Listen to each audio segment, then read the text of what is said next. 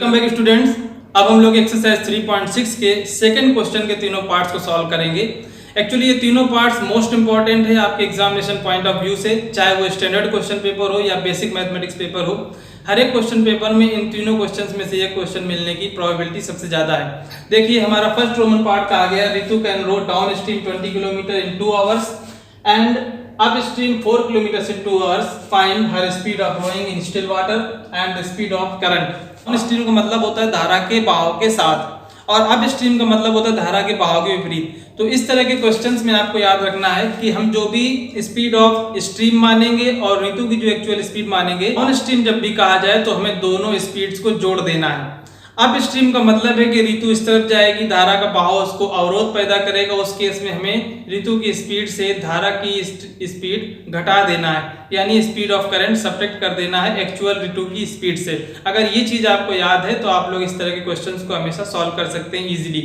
हम यहाँ पे दो वेरिएबल कंसीडर करेंगे, एक वेरिएबल होगा स्पीड ऑफ ऋतु और दूसरी वेरिएबल होगा स्पीड ऑफ करंट। शांत जल में ऋतु की स्पीड हमारी होगी x kilometre per our, speed of current यानी धारा की गति हमने मान ली y किलोमीटर पर आवर। अब ऋतु की गति है x किलोमीटर पर आवर शांत जल में और धारा की गति है y किलोमीटर पर आवर। तो जब हम अप स्ट्रीम की बात करेंगे तो x माइनस वाई स्पीड हो जाएगी, हम ऋतु की स्पीड में धारा की स्पीड को घटा देंगे। जब हम डाउन स्ट्रीम बात करेंगे तो टोटल स्पीड जो बनेगी वो x प्लस वाई बनेगी।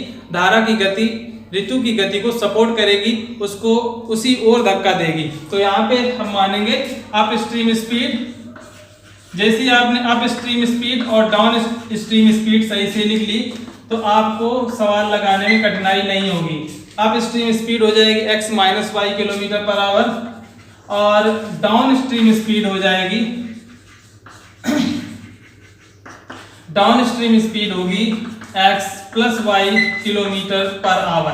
तो याद रखिए अप स्ट्रीम का मतलब होता है धारा के विपरीत, डाउन स्ट्रीम का मतलब होता है धारा के बहाव के साथ। तो धारा के विपरीत में स्पीड x माइनस वाई रहेगी, धारा के बहाव के साथ स्पीड x प्लस वाई हो जाएगी। अब हम लोग अकॉर्डिंग टू क्वेश्चन चलेंगे।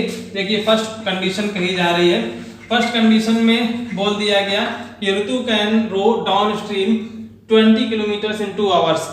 ऋतु 20 किलोमीटर 2 घंटे में जा सकती है। तो हम लोग जानते हैं चाल बराबर दूरी बटा समय या समय बराबर दूरी बटा चाल। तो हम लोग इस रिलेशन को time equal to distance upon speed, इस रिलेशन को यूज करेंगे। बोला जा रहा है कि ऋतु 20 किलोमीटर जाती है तो डिस्टेंस है 20 किलोमीटर और डाउन स्ट्रीम है तो स्पीड रहेगी x प्लस वाई और उसको 2 आवर्स का टाइम लगता है। जैसे हमने क्रॉस मल्टीप्लाई किया तो हमें x plus y equal to 10 मिल जाएगा। ये हमारी फर्स्ट इक्वेशन हो गई 2 10 20। जब हम लोग अप स्ट्रीम की बात करें तो देखें अप स्ट्रीम जाती है वो 4 किलोमीटर 2 घंटे में। तो अप स्ट्रीम के लिए सेकंड कंडीशन में हम लोग अप स्ट्रीम की बात करेंगे। अप स्ट्रीम के लिए फिर से यही फार्मूला लगाएंगे, time equal to distance upon speed. अब वो 4 किलोमीटर जाती है 2 आवर्स में तो डिस्टेंस रहेगी 4 किलोमीटर, स्पीड हो जाएगी x minus y equal to 2 hours, यहाँ पे भी लगता है। तो time equal to distance upon speed हमने फार्मूला यूज किया है। टाइम 2 आवर्स है, डिस्टेंस 4 किलोमीटर चलती है 2 आवर्स में और यहाँ पे जो स्पीड रहेगी अप स्ट्रीम के लिए x माइनस वाई होगी, डाउन स्ट्रीम में हमने x plus y speed use की थी। क्रॉस मल्टीप्लाई करेंगे तो x minus y equal to 2 मिल जाएगा। ये इक्वेशन नंबर 2 मिल गई। तो आप देखिए दोनों इक्वेशन बहुत ही इजी मिली है, x plus y equal to 10, x minus y equal to 2। इन इक्वेशंस को सॉल्व करना इजी है, केवल यहाँ तक पहुँचने में थोड़ा सा आपको दिमाग लगाना है। अब इन दोनों इक्वेशंस को हम लोग सॉल्व किए लेते हैं। फर्स्ट इक्वेशन है x plus y equal to 10, second equation है x minus y equal to 2। इन दोनों की जैसे हम ऐड करेंगे तो ऐड करने में y एलिमिनेट हो जाएगा, 2x equal to 12, x equal to 6 kilometre per hour. x की वैल्यू किसी भी इक्वेशन में रख दें, x plus y equal to 10 है, x की जगह हमने 6 रख दिया, 6 प्लस वाई इक्वल टू 10 तो y equal to 4 kilometre per hour. हमने मानी थी x थी जो स्पीड वो ऋतु की थी और y स्पीड हमने स्पीड ऑफ स्ट्रीम मानी थी। तो बता देंगे therefore Ritu speed equal to 6 kilometre per hour and stream की स्पीड होगी स्ट्रीम स्पीड हो जाएगी 4 किलोमीटर पर आवर। इस तरह से हम लोग ऋतु की स्पीड स्टिल वाटर में बता दिया और स्ट्रीम ऑफ द स्पीड बता दिया कि क्या स्ट्रीम की स्पीड है। नंबर 2 का second roman part work done और टाइम के रिलेशन को रिप्रेजेंट करता है। यहाँ पे कहा जा रहा है 2 women and 5 men can together finish an embroidery work in 4 days.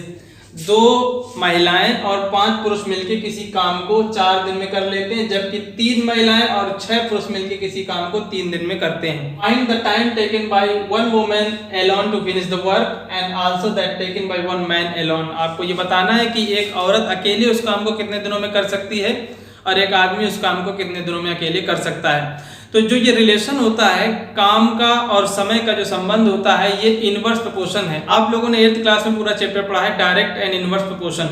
वहां पे आपने जाना था कि जो ये रिलेशन होता है वर्क डन और टाइम के बीच में ये इनवर्स रिलेशन होता है। यानी कि अगर आपसे बोल दिया जाए कि एक कमरा या आपका क्लासरूम है, इसको एक लड़का अगर इसकी पेंटिंग करेगा तो उसमें 2 दिन लगेंगे, लेकिन अगर हम 2 लड़के कर दें तो फिर वो 1 दिन में उस काम को कंप्लीट कर लेंगे। अगर हम 4 लड़के कर दें तो फिर वो उस काम को 6 घंटे में कंप्लीट कर सकते हैं। अगर 10 लड़के कर दें तो वही काम 2 घंटे में भी कंप्लीट हो सकता है। इसका मतलब है जैसे जैसे हम लोग मैन पावर बढ़ा रहे हैं वैसे वैसे हमारे काम के घंटे कम होते जा रहे हैं। जैसे जैसे नंबर ऑफ मैन बढ़ रहे हैं काम का टाइम घटता जा रहा है। तो इस रिलेशन को हम इनवर्स प्रोपोर्शन के नाम से जानते हैं, यानी कि जो काम का समय है वो मैन पावर के इनवर्स प्रोपोर्शन होता है। जैसे जैसे हम नंबर ऑफ मैन बढ़ाएंगे काम का टाइम घटता जाएगा। इस तरह के क्वेश्चंस को हम लोग इनवर्स प्रोपोर्शन में लगाते हैं। यानी कि हमने सबसे पहले मान लिया let 1 woman alone can finish the work in x days and 1 man alone can finish the work in y days. अब हम यहाँ पे जो भी क्वांटिटीज हैं हमारे वो सब के सब इनवर्स प्रोपोर्शन में रखेंगे। यानी कि हम 2 महिलाएं और 5 पुरुष एक काम को 4 दिनों में खत्म करते हैं। इस कंडीशन को हम लोग दिखाएंगे कि 2 महिला का 1 दिन का काम प्लस 5 पुरुष का 1 दिन का काम इक्वल टू दोनों के मिला के 1 दिन का काम 1/4 के इक्वल होगा। अगर आपने ये क्वेश्चन सही बना ली तो आपका क्वेश्चन लग जाएगा, अदरवाइज प्रॉब्लम हो सकती है। तो हमेशा याद रखना इस तरह के क्वेश्चंस को आप लोग इनवर्स में रिप्रेजेंट करेंगे। देखिए फर्स्ट कंडीशन कही जा रही है। फर्स्ट कंडीशन में कहा कि 2 women plus 5 man can finish the work in 4 days. दोनों मिलके एक काम को 4 दिनों में कर लेते हैं। ये माना है कि एक औरत अकेले x दिन में एक काम को कर सकती है। तो x दिन में एक औरत करती है एक काम, एक दिन में वो कितना करेगी 1/x काम। तो 2 औरतें एक दिन में करेंगी 2 × 1/x काम, प्लस 5 आदमी है, एक आदमी पूरा काम कंप्लीट करता है y दिनों में, तो आदमी एक दिन में कितना काम करेगा 5/y, 5 × 1/y। ये 2 औरतों का एक दिन का काम है प्लस ये 5 आदमियों के एक दिन का काम है इक्वल टू दोनों का एक दिन का काम 1/4 होगा। कहा गया दोनों मिलके 4 दिनों में एक काम को कर लेते हैं, तो एक दिन में करेंगे 1/4। इस तरह से हमारी फर्स्ट इक्वेशन बनेगी 2/x plus 5/y equal to 1/4। This is equation number 1। इसी तरह से हम लोग सेकेंड कंडीशन की बात करें। सेकेंड कंडीशन में कहा जा रहा है while 3 women and 6 men can finish the work in 3 days। तो 3 women 3/x plus 6 man 6/y equal to दोनों एक साथ मिलके इस काम को 3 दिनों में कर लेते हैं, तो इक्वल टू 1/3 करेंगे। ये इक्वेशन नंबर 2 हो जाएगी। यानी ये दोनों इक्वेशंस को हमें इस तरह से बनाना है। हमें जब भी काम का और समय का रिलेशन मिलेगा तो उसको हमें रेसिप्रोकल में लिखना है। हम यहाँ पे दिखा रहे हैं 2 महिलाओं का एक दिन का काम प्लस 5 पुरुषों का एक दिन का काम इक्वल टू दोनों का एक दिन का काम। यहाँ पे हम दिखा रहे हैं 3 महिलाओं का एक दिन का काम प्लस 6 पुरुषों का एक दिन का काम इक्वल टू दोनों को मिला के एक दिन का काम 1/3। अब हमारा ये जो क्वेश्चन है ये इस एक्सरसाइज के क्वेश्चन नंबर 1 के फर्स्ट रोमन जैसा हो चुका है। यानी कि ये जो इक्वेशंस है वो रिड्यूसिबल टू पेयर और बिनरी इक्वेशन के फॉर्म में है। हमें 1/x और 1/y को रिमूव करके 2 नए वेरिएबल्स इंट्रोड्यूस करना होंगे ताकि इन इक्वेशंस को स्टैंडर्ड फॉर्म में रिड्यूस किया जा सके। हम मान लेते हैं let 1/x equal to u and 1/y equal to v। Equation number 1 replace हो जाएगी 2u plus 5v equal to 1/4। Second equation बन जाएगी 3u plus 6v equal to 1/3। इन दोनों इक्वेशंस को हमें सॉल्व करना है। This is equation number 3, this is equation number 4। अगर हम इन दोनों इक्वेशंस को एलिमिनेशन मेथड से सॉल्व करना चाहते हैं तो हम इस इक्वेशन में 3 का और इस इक्वेशन में 2 का मल्टीप्लाई कर देंगे। 3 का मल्टीप्लाई कर देते हैं फर्स्ट इक्वेशन में 3 × 2 = 6u plus 3 × 5 = 15v equal to 3/4। ये इक्वेशन नंबर 3 है। और इक्वेशन नंबर 4 में जब हम 2 का मल्टीप्लाई करेंगे तो 6u plus 12v equal to 2/3 मिलेगा। 6u plus 12v equal to 2/3। इन दोनों इक्वेशंस को हम लोग सब्ट्रैक्ट किए देते हैं। जैसे ही सब्ट्रैक्ट करेंगे तो ये साइन चेंज हो जाएंगे, 6u से 6u कैंसिल हो जाएगा, 15v minus 12v equal to 3v मिलेगा एंड 3/4 माइनस 2/3 इनको सब्ट्रैक्ट करके 12 एलसीएम ले लेंगे 9 माइनस 8 तो 3v equal to 1/12 v equal to 1/36। v की वैल्यू किसी भी एक इक्वेशन में रख के हम लोग u की वैल्यू निकाल लेंगे। देखिए हम लोग इक्वेशन नंबर 4 में v की वैल्यू रख देते हैं 3u plus 6v equal to 1/3 तो 3u plus 6 into 1/36 equal to 1/3 6 6 36 तो 3u equal to 1/3 minus 1/6 6 LCM ले लेंगे तो 2 माइनस 1/6 u की वैल्यू हमें मिल गई 1/18। अब u और v की वैल्यू हम निकाल चुके हैं, हमें x और y की वैल्यू निकालना है। 1/x इक्वल टू हमने u माना था। देखिए 1/x इक्वल टू u माना था, u की वैल्यू 1/18 आई तो x इक्वल टू 18 डेज मिल जाएगा। इसके बाद हमने 1/y इक्वल टू v माना था, v की वैल्यू हमने निकाली है 1/36 तो y इक्वल टू 36 मिल जाएगा। यानी यहाँ से हम कह सकते हैं कि एक महिला अकेले उस काम को 18 डेज में कर लेगी, जबकि एक पुरुष अकेले उस काम को 36 डेज में करेगा। इस तरह से हम लोग इस क्वेश्चन को सॉल्व कर सकते हैं। तो अब हम लोग इस एक्सरसाइज का लास्ट क्वेश्चन पार्ट सॉल्व करेंगे। कहा जा रहा है कि Ruhi travels 300 kilometre to her home partly by train and partly by bus. यानी रूही के घर से स्कूल की जो डिस्टेंस है वो 300 किलोमीटर की डिस्टेंस है और इस डिस्टेंस को वो थोड़ी डिस्टेंस ट्रेन से और बाकी डिस्टेंस बस से ट्रेवल कर रही है। फर्स्ट कंडीशन कहा कि she takes 4 hours if she travels 60 kilometre by train and remaining by the bus. उसको 4 घंटे का समय लगता है। कब लगता है? जब वो 60 किलोमीटर ट्रेन से जाती है और बाकी जो बच गए हैं टोटल 300 किलोमीटर, बाकी बच गए 240 किलोमीटर बस से जाती है। तो 60 किलोमीटर बाय ट्रेन से और 240 किलोमीटर बाय बस से ट्रेवल करने में उसको 4 आवर्स का टाइम लगता है। सेकेंड कंडीशन कहा if she travels 100 kilometre by train, अगर वो 100 किलोमीटर ट्रेन से जाए और बाकी कितना बच गया, टोटल 300 था तो बाकी बच गया 200 किलोमीटर बस से, तब उसको 10 मिनट्स ज़्यादा लग जाते हैं। तो उसने 4 आवर्स में 10 मिनट और ज़्यादा लगा लिए, 10 मिनट को हमने आवर्स में बदल दिया। सो 4 + 10/60 आवर्स, इतने टाइम उसको लग जाता है जब वो 100 किलोमीटर ट्रेन से और 200 किलोमीटर बस से ट्रेवल करती है। तो इसको हम आवर्स में चेंज कर दें, 4 + 1/6 दिस इज 25/6 आवर्स। ये दोनों हमारी कंडीशन से क्लियर कट। अब हमने 2 वेरिएबल यहाँ पे इंट्रोड्यूस किए। हमने मान लिया let the speed of train is x kilometre per hour and speed of bus is y kilometre per hour. तो अब आप लोग दोनों इक्वेशंस को आसानी से फॉर्म कर सकते हैं।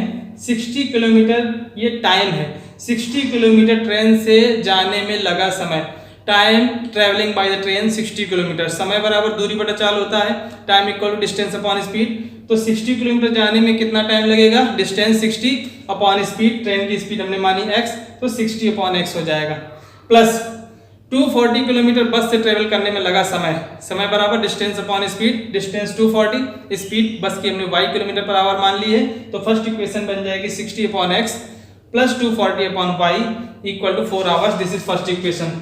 इजीली हम लोग फर्स्ट कंडीशन लिख सकते हैं। फर्स्ट कंडीशन में कहा जा रहा है कि वो 60 किलोमीटर ट्रेन से जाती है तो 60 किलोमीटर ट्रेन से जाने में लगा समय 60 अपॉन x प्लस 240 किलोमीटर बस से जाती है तो 240 अपॉन y इक्वल टू उसको टोटल 4 आवर्स लगते हैं, इक्वल टू हमने 4 लिख दिया। This is equation number 1।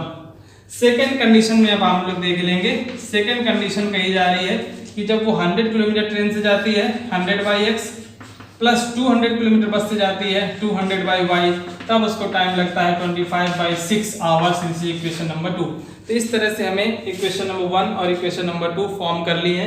अगर ये इक्वेशंस आपने बना ली तो आपका सवाल गलत होने का चांस एकदम ना के बराबर होगा। ये इक्वेशंस हमारी सही सही बनना चाहिए। फिर से आप देख लीजिए, 60 किलोमीटर ट्रेन से जाती है, 240 बस से जाती है, तो 60 किलोमीटर ट्रेन से जाने में लगा समय है ये। This is time travelling by the train to cover the distance 60 kilometre. So this is time distance upon speed 60 upon x plus 240 upon y equal to 4 और second equation 100/x plus 200/y equal to 25/6। ये हमारा time है, 4 hours में हमने 10 minutes और जोड़े हैं, तब हमें ये टाइम मिला है 25/6।